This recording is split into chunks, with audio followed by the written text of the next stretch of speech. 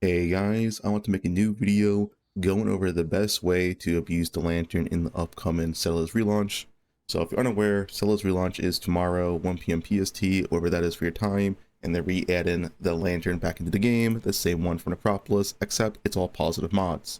Now, the big thing about this is, of course, the potential of divine orbs. We don't know if this will exist. Some people say no, some people say yes, but there's no confirmation yet.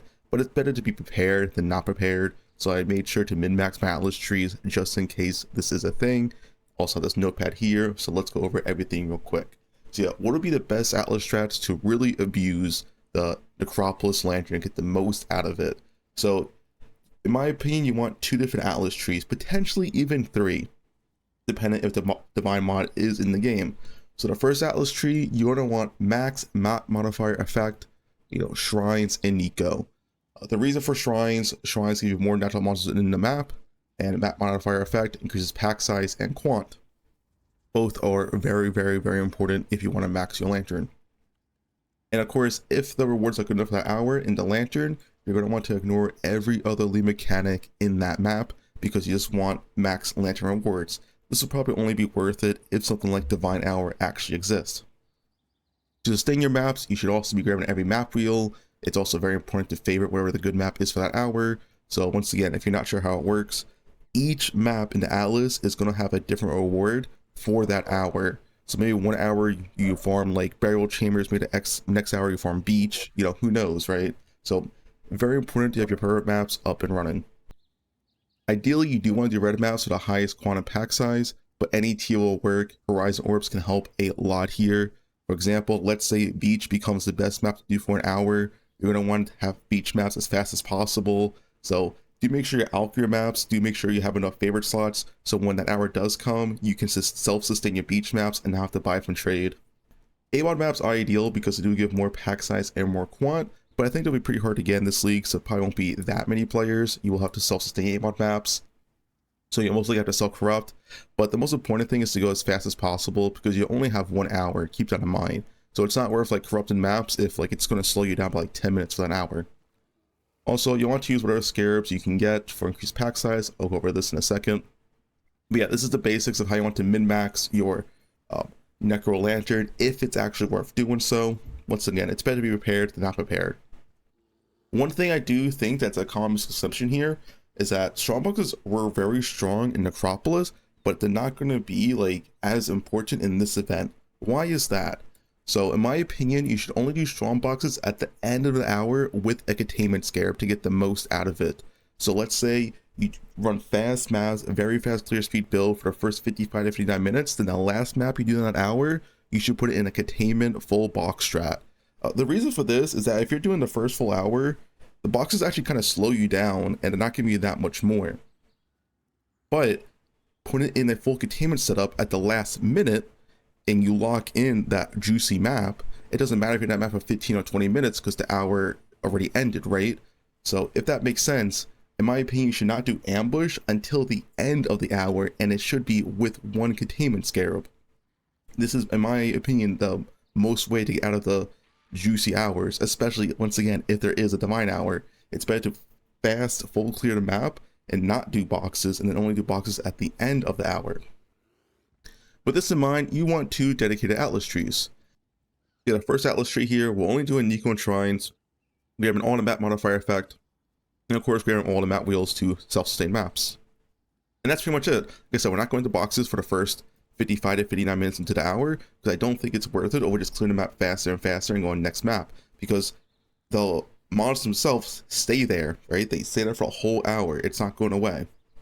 It's not like Necropolis, where if you got a divine mod, you really want an ambush scarabs because you only had it for that singular map. It's different. So you gotta look at it in a different way. But yeah, a very basic atlas tree.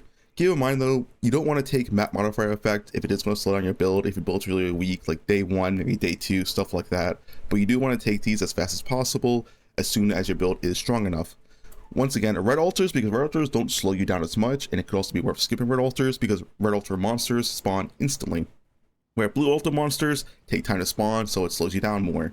So do keep that in mind. Red altars will be better for lantern forming. Outside of that, it's just scarab nodes. If you don't have max points, just take out the scarab nodes. They are not important whatsoever. There's just nothing else to put your points in. So for the second Atlas tree, once again, it's gonna be the standard box strat as I explained before. I think you want to do a 1 containment scarab at the end of the hour if it's a really, really juicy hour. So standard box strat as always. I do have some map nodes here because I do think most of your farms will be in like tier 16s because there's only 5 tier 17s and like over 100 tier 16s. So the chance of a good lantern happening in tier 16 is just that much higher. So yeah, standard box strat with map nodes, shrines as well, and of course pack size, quant, and red altars once again. Now this red altar can be blue altars. Doesn't really matter here because it doesn't matter if you're slowed down because it's the last map you do that in an hour. So yeah, red altars or blue altars, both are fine here. I just kept it red to keep it the same with this Atlas tree. But yeah, standard box strat as we were doing before. And now the last Atlas tree that you might want to do is the pandemonium setup that we did this league to farm bunches of mage bloods. The reason why is that there is a lantern mod here that has drop jewelry is converted to divine orbs. Now, if this is the lantern mod, you want the most highest quant monsters you can get. And the highest quant monsters you can get is unique mobs, especially when they're buffed with Titanic Scarab. So if you can make the monsters drop a ton of jewelry through unique mobs, this will give you a ton of divine orbs. Yeah, potentially this Titanic strat that we're doing all this league might indeed be the best strat again if the lantern rolls drop jewelry is for divine orbs. Keep in mind there's two different ones. There's one that's a percent chance. If it's a percent chance, you want to do these two strategies. If it's drop jewelry, you'll want to do this one. Although keep in mind, this strategy is extremely hard and most players probably won't be able to do this strategy. So yeah, this is just another option, of course. You can just do these strats for both of them. I do go over here. If it's the regular percent chance to drop divine orbs, you want 1 monster lineage, 2 adversaries, 2 domination scarabs, once again, just to have the most natural monsters in your map, because monsters that aren't natural are not affected by the Necropolis lantern.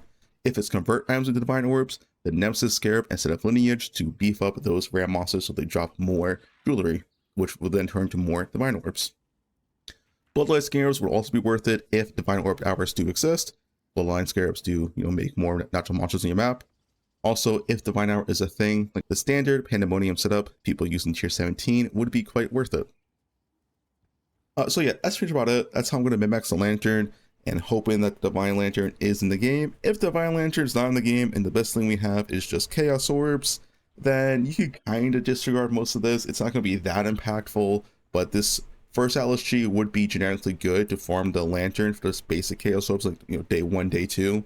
But yeah, like I said, it's better to be safe than sorry. I want to have my Atlas plant just in case if divine lanterns do exist. I want to be ready and prepared.